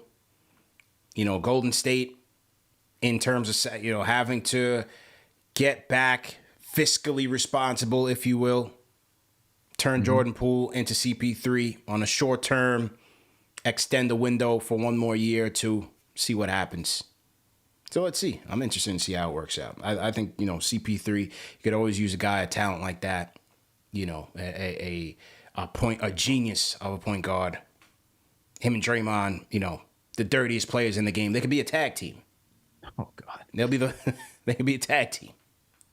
Oh my goodness, the amount of complaining to the rest we'll see from Golden State. Yeah, be off the charts. Oh my God, him and Draymond are gonna give that team so tight. How does that even work though? How does that even work? Like, what does that starting lineup look like to you? Is it CP3, Steph, Clay, Draymond? Like, is that what we're seeing out there with Kevin Looney? Is Chris Paul coming off the bench? Like, how does that work? By the way, because it was interesting because many thought that Chris Paul was going to be rerouted somewhere, but Warriors want to keep him. So I'm just curious how that's going to work, and not necessarily from a one ball standpoint. Like we saw it all work out with James Harden and Chris Paul in Houston. So I'm sure that he can make it work with Steph and everybody else in Golden State. But I'm just thinking from a lineup standpoint, like, what does that even look like? Yeah, I'd bring him off the bench, but you'd have to see. Yeah, maybe they're not done dealing. We'll see. And they also have a draft pick this year, right? Where are they picking this year? Does Clay still get moved? Not yet. You don't think so? I think they so. Run it back one more time with that core three? Yeah, I think they do. I think they do. So, interesting developments. Let us know what you guys think. NBA report tomorrow at 2:30 p.m. Eastern time. Let's go to the phones, man. Area code 469. What's your name? Where you calling in from? Rapid fire. Let's go. Hello, 469. What's up? Yeah, hello? What's up? Can you hear me? Loud and clear. What's your name? Where you calling in from? I'm from Dallas, Texas. This is the original Michael White. Michael White. Okay. Well, I'm disappointed. I was hoping that Obi would get traded to the Pacers, but I think that it doesn't really matter for the Knicks this year because until Tips goes away, we ain't gonna win the big one. Okay. All right, cool, man. Appreciate the call, man. We'll see what happens with Obi, We'll see what happens there. But it seems like both sides are motivated for a trade. Shout out to 305. 305, let's go to Miami. What's your name? Where are you calling it from? And it's Rel from Atlanta. First off, CP, Alex, you guys with the content have been killing it all year. Just started locking in the beginning of this year. So once we got Brunson, I was like, all right, Knicks finally doing something different. And you guys have been killing it with the content, man. Appreciate you, man. Appreciate the support. Absolutely. Number one, man, everybody got to get off of this RJ hate train. The dude is young, man. Like Gilbert Arenas just talked about it with Shumpert. Everybody always gives up on these young players, and look at the Warriors. If they would have gave up early on, the Warriors would have never been the Warriors because of all the problems that Steph Curry was dealing with. They weren't developing. We got to stop, get off this train of giving up on these young players. Mm-hmm. Now, with that said, PG isn't the guy that I want if I'm trading RJ, it's not PG. It's not Kevin. It's not Levine. Like, neither one of those guys moved the needle enough for me to say, yeah, I'm going to give up this big piece that we have here that has all this exponential potential. If that said, now if you got an Embiid, you got a Zion, now you start moving them. But all this hate, man, we got to get off that hate train finally, man. Come on. All right. Appreciate the call, man. Absolutely. Appreciate it. All right. Yeah, it's interesting, and shout out to Mike Jones. Who? Mike Jones just joined the franchise channel memberships. Shout out to Mike Jones, man. How you laughing, man? Mike Jones. Where's Paul Wall at? Where's Paul Wall, man? Big Pokey passed away, man. R.I.P. Big Poke. R.I.P., man. Yeah, anybody from Houston in the house, man. Shout out to the H, man. That was my home away from home once upon a time, man. They took care of me, man. Shout out to H-Town. Always show love, man. And yeah, Big Pokey passed away, man. There's a lot of history there. Shout out to P-Lab8. Joined the franchise channel memberships. P-Lab8, appreciate you, man. Appreciate you. Shout out to all the franchise channel members. Shout out Young Kobe, franchise channel member. My guy Young Kobe, he was with us, man, for every game of the playoffs. He was rocking with us at the 40-40. Young Kobe always in the building, man. Big time supporter. He said Tibbs and Julius combo isn't gonna get us there. They're both toxic for each other. Tibbs scared to hold them accountable. One or both gotta go. Okay, shout out to Young Kobe, man. Shout out Young Kobe. Frank Wilson, $5 super chat says, Salute CP. Seems like everyone has forgotten about Miles Bridges from Charlotte. Probably a cheap grab. Yeah, what's the status with Miles Bridges right now, man? I don't know. The last tweet that he said he had out there was the arrow's going back soon, so he thinks he's gonna be back in the league soon. So, he did get this 30-game suspension. So, I don't know. I haven't seen anything. I don't remember the Hornets picking up a contract or anything of that nature. So. Yeah, we'll see. Do some digging. I don't think the Knicks will touch it, but yeah. Isn't he a power forward? More or less, yeah, in this league. So Knicks aren't probably going to do that with Randall here. I don't think they would do a period based on what he's gone through. I don't. 100%. I don't think they want anything with regards to the domestic violence anywhere around the Knicks.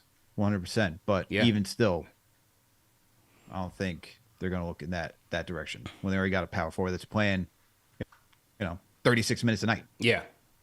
And in regards to, the hating comments, it's funny, right? Like, I always talk about, fans have this perspective where if you want a certain player traded, you're hating on him, right? You're hating. But look at this Jordan Poole situation. Prime example. I went back to even Langston Galloway, who signed with the Pelicans, and by February he was traded.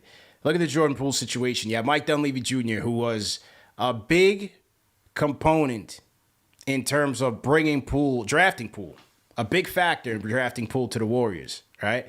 Even in his press conference just a couple days ago, this Jordan Poole's part of our future. We're looking forward to having him for the next 3-4 years. And by Thursday, he's out. They sent him to the wall. All right? This didn't just happen overnight. This was a scenario that these guys were looking at probably since the season started. We're looking ahead. we're not looking so good on the books. He might have to be out of here. Especially if he's not performing, he's not clicking. You got Draymond snuffing him out.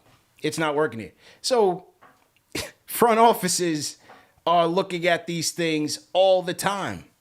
So it's not hate. It's the business of basketball. How are we getting better? How are we getting better? It's never personal. Yeah, some people might take it there. But the reasonable basketball discussions is constructive discussion about how to move this team and get it better. Yeah, I don't disagree with that. They talk about hating for like what? Like just the players that we have on the Knicks? Yeah. Get it? Or yeah, well, you always have, your hives versus your haters. The caller was talking about people hating on RJ. Some people might call JJ from Brooklyn an RJ hate. I don't know. Every player on this team has gets love or hate from the entire fan base. You have people saying get McBride out of here. You have people saying love RJ. It goes. I think the only person, even Jalen Brunson, got some hate at the beginning of the year, where it's like, is he a point guard? Can he do this? Can he do that? Right. I think he's the only currently, maybe, and it might be a small faction of the fan base, but I think he might be the only one right now that is universally loved.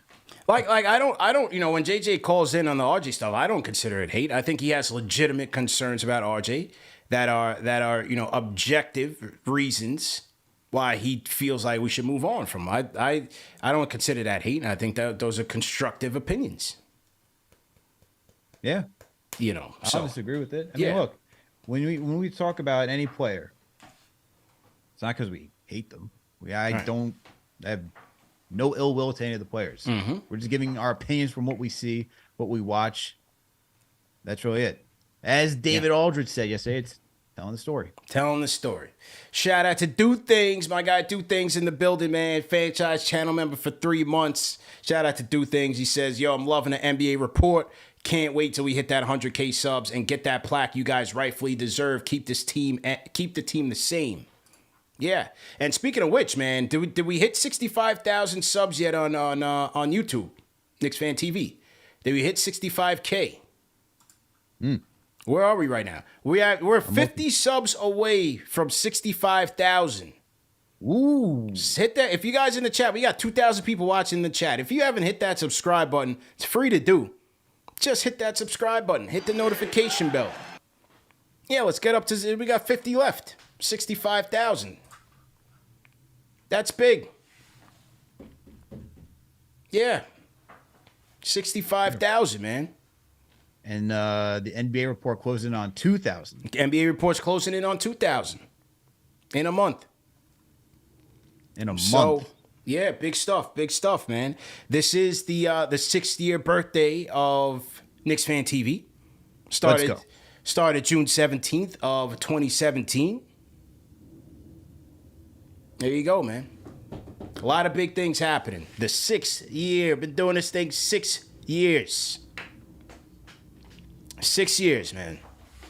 6 no years. No one's gotten you a life alert yet? Sheesh. What's that? No one's gotten you a life alert yet for cardiac Knicks? Not yet.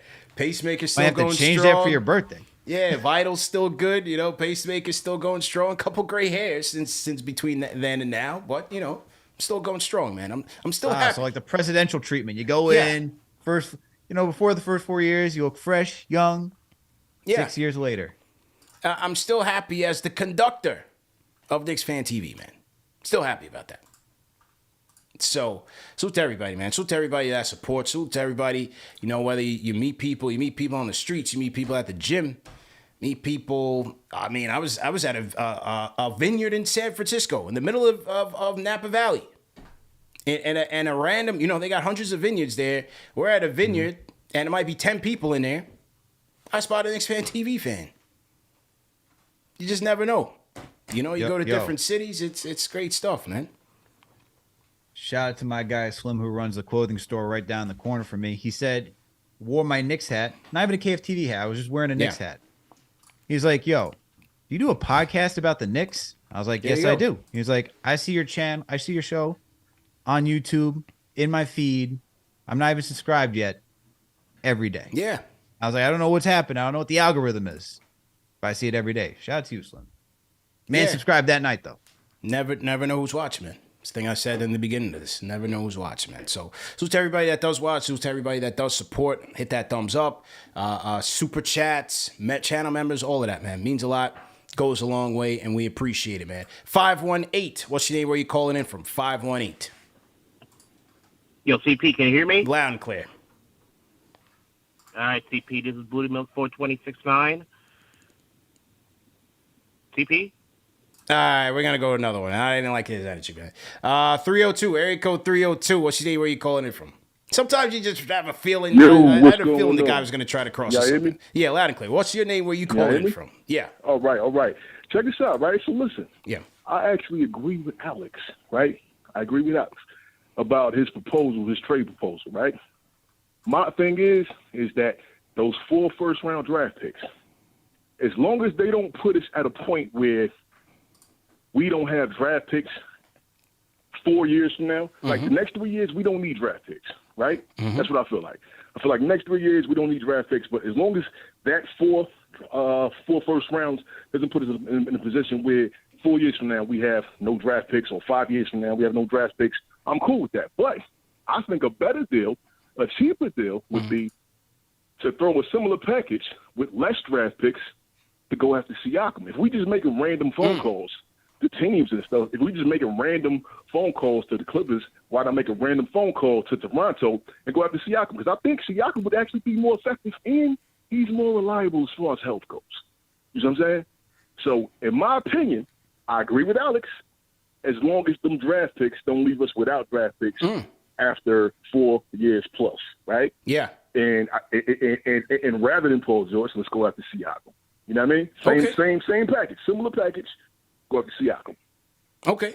That's what I think. Appreciate the call, man. What do you guys think in the chat, man? 1 being trash, 5 being facts. My man said just go after Siakam, man. Go after Siakam. You saw the Raptors use Siakam in a number of ways.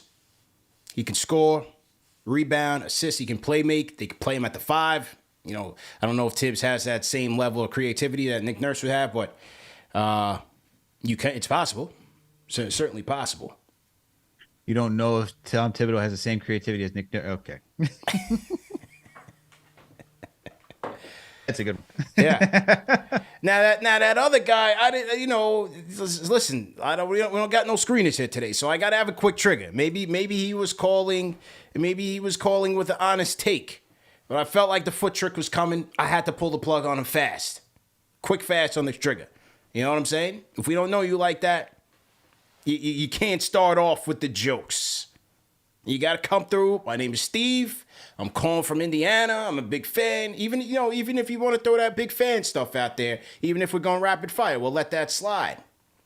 But if you're coming in like I'm, whatever you said, nah, we got to go. Sorry, we this is a family show. This isn't Romper Room. We're trying to have constructive conversations.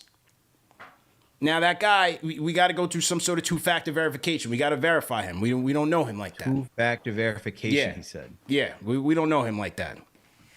Got to click the images. Are these fire hydrants? Yeah, well, we're going live at all these random times, so we don't got Edgar screening as our security. So it's a little Wild Wild West on the phones right now. It's a quick trigger. JJ says, "Let me screen." Okay, we can let JJ screen. Yeah, TM said the guy was sus. I wasn't feeling the energy, man. I wasn't feeling it. 919, what's your day? Where you calling in from, man?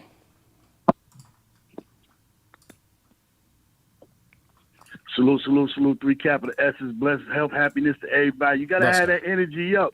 Let's go. You got to have that energy up, you know what I'm saying, to make your voice heard, make your point being heard and everything. Yeah. Shout out to everybody. Happy Father's Day to all the fathers. Continue on fathering your kids. The more we father our kids, the more they're going to live.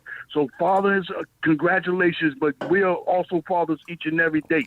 I want to say, hey, CP, I send you a photo Yeah, I got me a pair of them Oakleys. I sent you a photo. I was at the photos at the Oakley store in Florida. Yeah, I paid $320 for them things, you know what I'm saying? But it's all good. You know, I feel like Charles when I got on them Oakleys though, you know what I'm saying? But shout out to the, you know what I'm saying, to the sponsors, everybody doing what they're doing. Just also know, you know, when you hit that like button, that lets you know that you're in the building. But we don't want you to just be in the building and just be friends. Hit that subscribe button and become families. We're trying to be 65,000. Hit that subscribe button and keep anteing up, you know what I'm saying, the process of what we got going on here.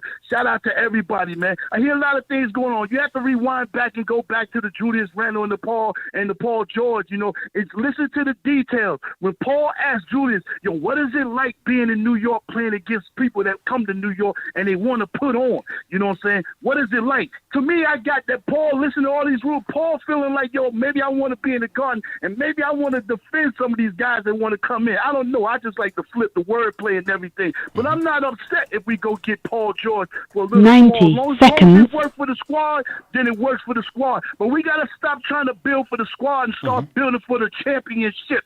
This is what we got to do. Build and swing for the championship. You can't waste this guy's time.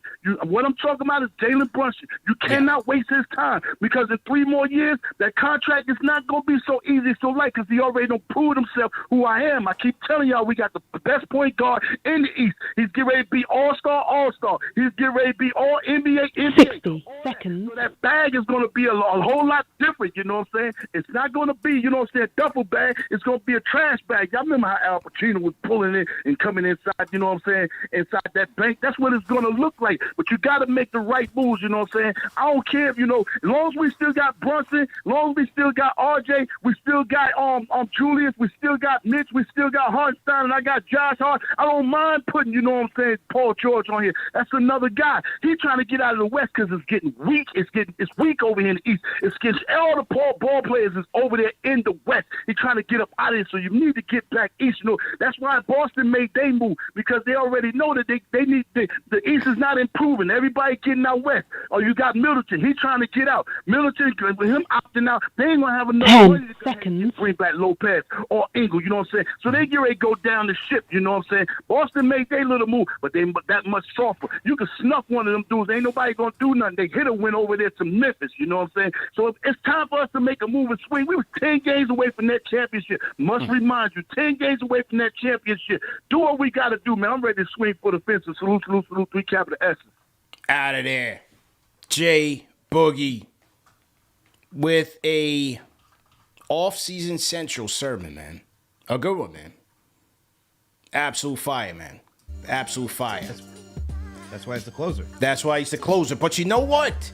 We're going into overtime real quick, Al, because I told you I'm in the gift of giving. I told you guys I'm in the gift of giving. Don't leave just yet, because I got something going on, and I got something I want to give away again. So this time, we're going to give away a KFTV t-shirt to the person who tells me this in the chat. What school did Nate Robinson go to? Drop it in the chat right now for your chance to win a KFTV t-shirt. What school did Nate Robinson go to? And now don't say it yet. We got to wait for the people. While we wait for the people, let's hear from Seku. Seku, how you feeling? Yo, CP, Yep. Alex, brother. I'm gonna do rapid fire, man. Yep. I'm not feeling Paul George to the Knicks, man. That's giving me Antonio McDice vibes. You know what I'm saying? I think we need to put more respect on my man Julius's name. Julius is a third-team All-NBA. Unless y'all getting something of that caliber back, you need to be patient. You know what I'm saying? Zach LaVine, same thing. Like, yo, these guys are not winners. Zach LaVine is not a winner. Paul George is not a winner. I remember he just lost a 3-1 lead, and that was horrendous what he did in the Clippers a couple of years back, Paul George. I'll never forgive him for that. All right. So I think we just need to be patient, get some more secondary pieces, and let's go big game hunting. Let's get my man Joel Embiid in here. Let's get Giannis up in here in a couple of years, and maybe in a year. Giannis just didn't sign his offer sheet. You know what I'm saying? Middleton just didn't sign his offer sheet. You know, so rapid fire, man. Let's be patient. That's the moral of the story. Okay. Seku salute, man. Seku salute. Okay. And, you know, I believe it was, I don't remember who just said Siakam. But, according to Chris Haynes, there's growing sentiment Toronto star Pascal Siakam was on an expiring deal, would not re-sign with a team who attempts to trade for him as his preference is to remain with the Raptors. So there that is. He's off the market. He's off the market. He's off. Okay. So there I that like is. Toronto, and I am staying here All right. at all costs. Kept it a bean. Kept it a bean. Congratulations to JLP, who had it first. Nate Robinson went to the University of Washington.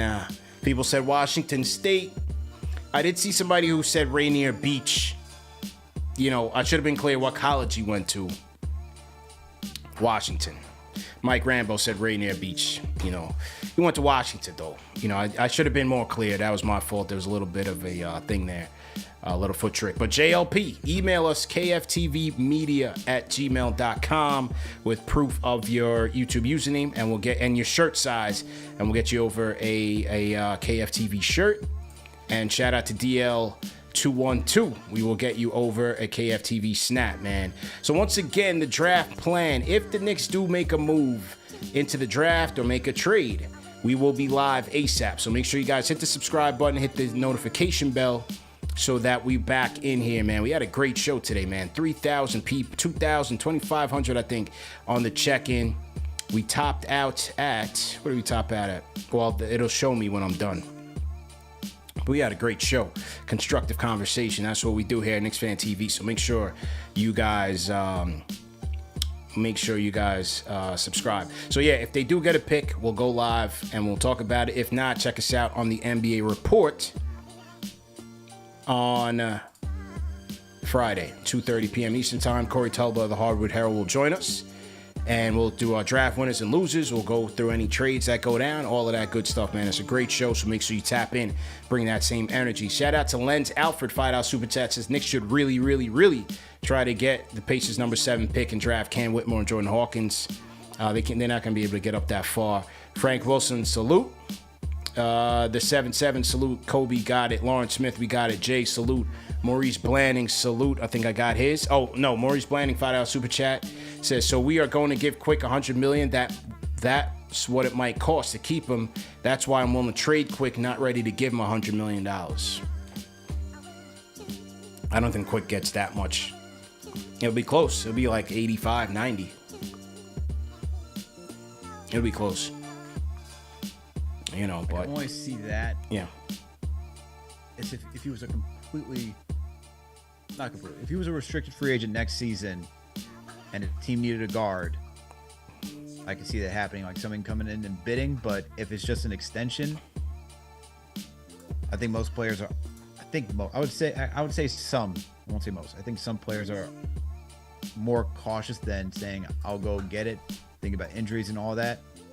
I think if they give him a fair deal, as Keith Smith said, like 80-something with bonuses to get up to 90, I think that'll do it. Yeah. Jason Benjamin says, I'm not giving up RJ for Paul George. RJ can learn a lot from George. I would not give up RJ or Grimes. Don't know why people want to trade away RJ. Fair point. Fair point. What was that?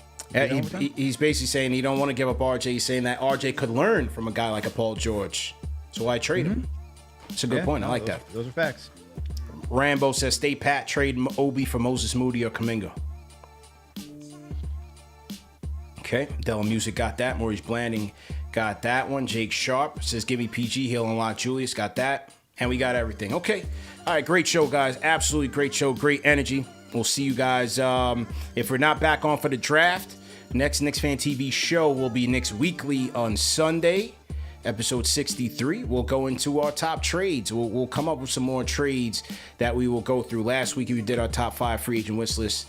This week, we'll do our top 5 trades as we get ready for more off-season news and rumors. And keep it locked, man. Any news in between now and then, we'll obviously be live for it. And also check us out on the NBA Report, all right? Al, great show. TM, great show. All the mods. Gamba, great show. See you guys, man. Peace.